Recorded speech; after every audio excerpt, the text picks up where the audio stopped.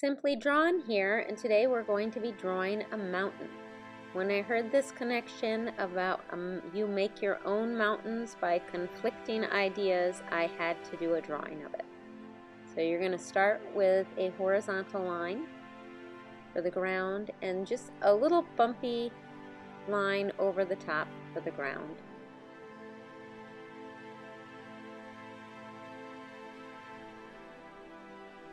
We'll connect top and bottom of those two parallel lines, and as you start your mountain diagonally up, and then we make a little jog and diagonally up again and come down for the other side. There were so many different ways to draw mountains. Just pick the simplest one. And now the mountain top of the little ice, the zigzag, and this is just coming down the mountain to give it a little bit three-dimensional. And here are going to be our conflicting ideas running diagonally up the left side, parallel with the left. Again, it's a mountain, it's organic, not perfect.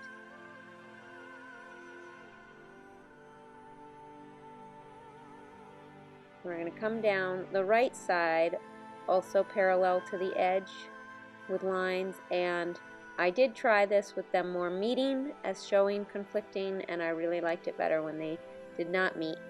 So these are the two ideas you might have in your head at the same time, and they run into each other and cause a mountain.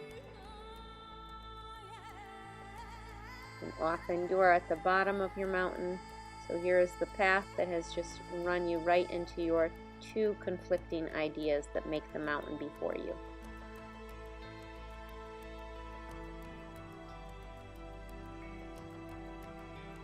Adding some lines at the bottom.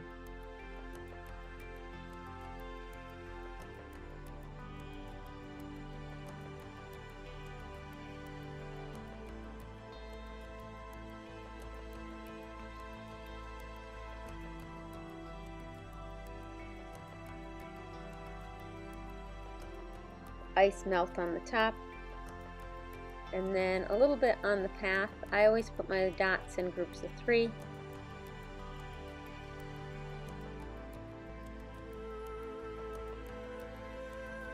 And again, this could be just the stopping point if you just want a mountain, but as a journal entry I was really thinking about entertaining conflicting ideas that you have, so adding some words to it. You could add any statements that you want that you notice run into each other. I kept it really simple with telling everyone I'm okay and having that underlying second belief, I'm not okay.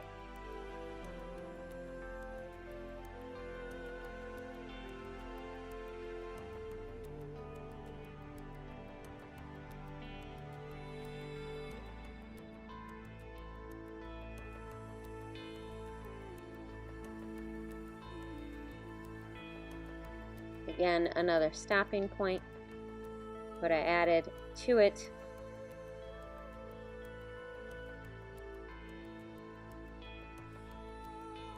sometimes we think we have a mountain in front of us when in fact we ourselves are the mountain.